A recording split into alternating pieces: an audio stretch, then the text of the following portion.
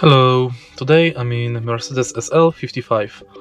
In this video I'll show you how to disable the passenger airbag.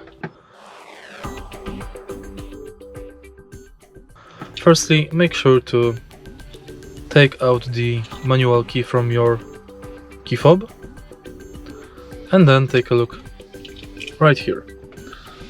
Right here we've got the switch for the airbag. Simply insert your key,